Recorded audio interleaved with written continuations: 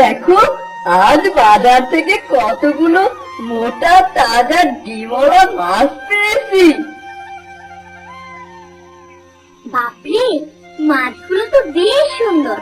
আচ্ছা দাঁড়া, তোকে আমি আজ দুপুরের মধ্যেই ডিমগুলো দিয়ে আলাদা করে ভুনা করে দিব, আর মাছগুলোর ঝোল করে দিব, ঠিক আছে? আচ্ছা মা।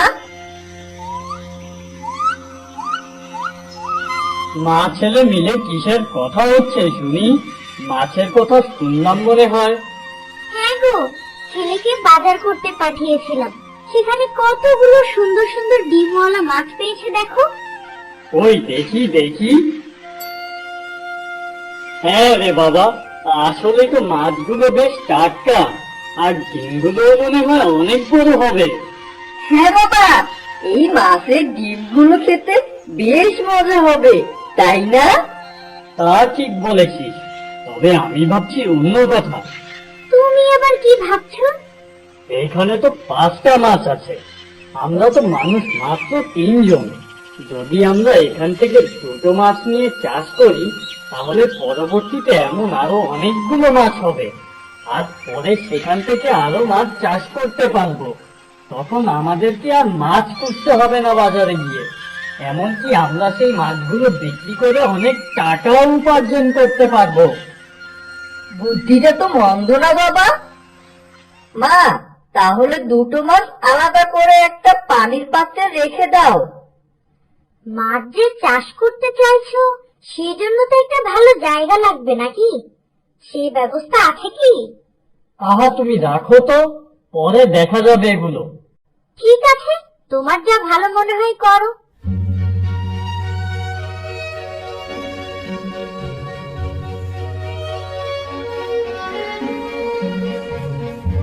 হ্যাঁ গো, মাছ দুটো তো আলাদা করে রাখতে বললে, কিন্তু এখনো কি ভেবে পেয়েছো এই দুটোর চাষ কোথায় করবে? না গিন্নি, এখনো কিছু বুঝে উঠতে পারছি না। এই দুটোকে কোথায় রাখবো? আমার মাথায় একটা বুদ্ধি এসেছে বাবা।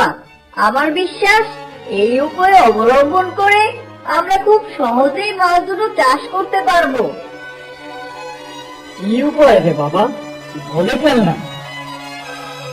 আমাদের বাড়ি থেকে কয়েক কদম হেঁটে গেলেই যে পরিত্যক্ত বাড়িটা রয়েছে, সেখানে মাটি কুপিয়ে মাছ চাষের উপযোগী করতে পারি।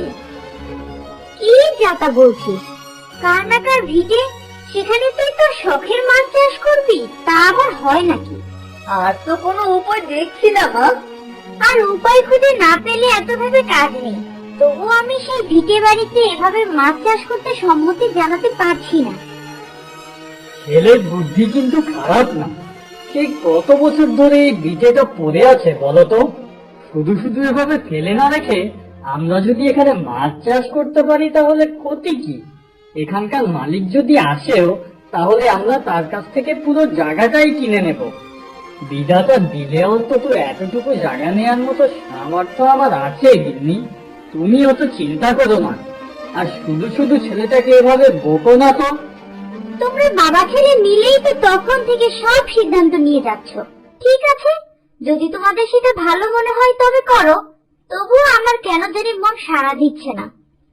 মা, তুমি বিধাতার উপর ভরসা রাখো, দেখবে সবকিছুই সহজ হয়ে গেছে। তাহলে আমাদের আর দেরি করার কোনো প্রয়োজন নেই। আজ বিকেলেই সেখানকার মাটি কুপিয়ে মোটামুটি মাছ চাষের একটি ব্যবস্থা করে ফেলি।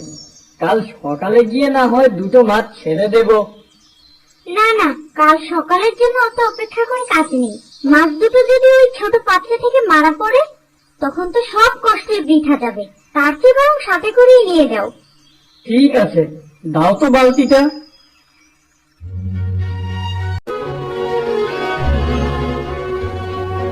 বাবা, আমার কাছে এই রান্নাঘরের জায়গাটা খুব ভালো লেগেছে। দেখো, এখানে কত খোলামেলা, বাইরে থেকে আলো বাতাস আসবে। মাছ দুটোর মনেই হবে না তারা কোনো আবদ্ধ ঘরের ভিতরে ভাসছে। ঠিক বলেছিস রে খোকা, তোর তো দেখছি ভালোই বুদ্ধি হয়েছে।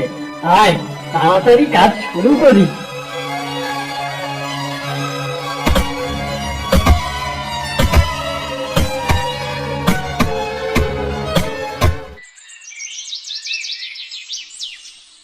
এই দিলাম দুটো মাছ ছেড়ে, কাল সকালে এসে দেখবো এখানে কি অবস্থা থাকে।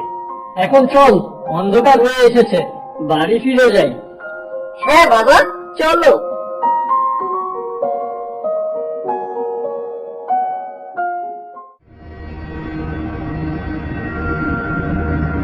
এ বাবা, এখানে এভাবে মানুষের গন্ধ এলো কোথা থেকে? আমাদের বাড়িতে তো কখনো কোনো মানুষ আসে না।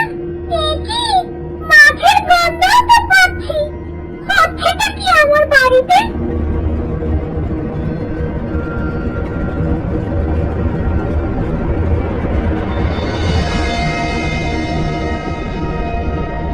আর এত বড় সাহস, আমার বাড়িতে এসে এভাবে মাছ ছেড়ে দিয়ে গেছে। এই মাছ দুটো তো আমি এখনই গিলে খেয়ে ফেলবো। আর কালকে যারা এখানে এসে মাছ ছেড়ে দিয়ে গেছিল, তাদের উপরে নজর রাখবো। সময় মতো ওই দুটোকেও গিলে খেয়ে ফেলবো। আমার বাড়িতে এসে আমার রান্না ঘর কুপিয়ে কিনা মাছ চাষ করা, দেখাচ্ছে মজা।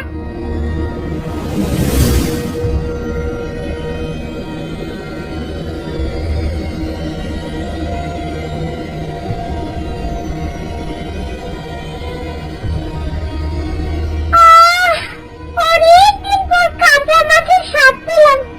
এবার আগামীকাল কাঁচা মানুষের মাংস খাবো। তাড়াতাড়ি আসো, আমাদের অনেক দেরি হয়ে যাচ্ছে।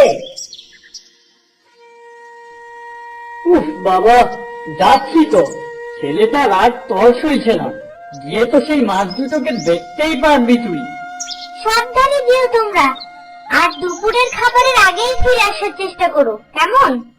হ্যাঁ হ্যাঁ, ঠিক আছে, আসছি আমরা।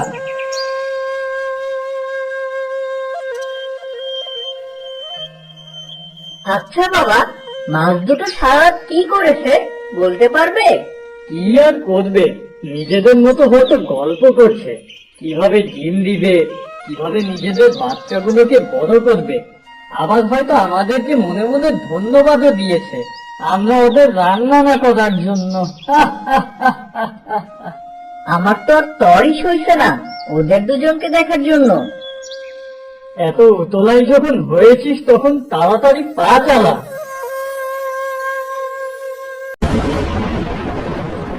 বাবা, ও বাবা, আমাদের মাছ দুটো গেল কোথায় বাবা? আশ্চর্য তো, গতকাল নিজের হাতে মাছ দুটোকে এই চৌবাচ্চায় ছেড়ে দিয়ে গেলাম, অথচ এখন পুরোটা ফাঁকা। এই ভাঙাচোরা বাড়িতে কে আবার চুরি করতে এসেছিল? কেউ চুরি করতে আসেনি। আমার বাড়িতে যা থাকতো সবকিছুই আমার। ও নেব, এ তো দেখি একটা পেতনি। তার মানে এটা একটা পেতনির বাড়ি। তোরা কি ভেবেছিলি চোরের মতো আমার বাড়িতে ঢুকে আমার রান্নাঘর কুপিয়ে নিজের শখের মাছ চাষ করবি, আর আমি সেটা মেনে নেব?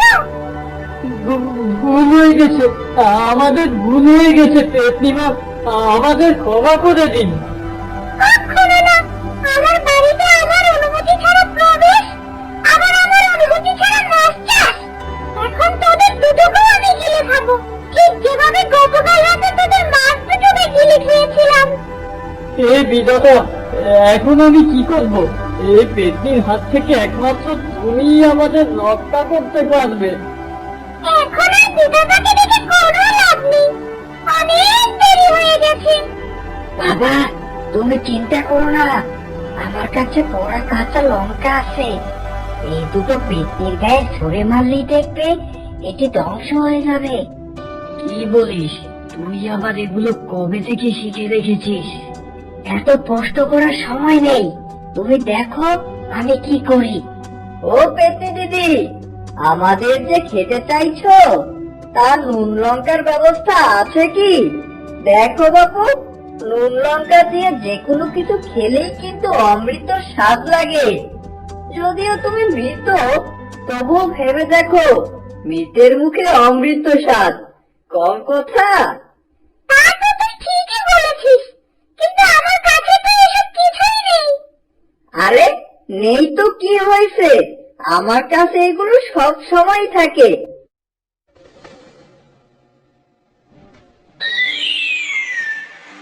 ও বাবা গো, ও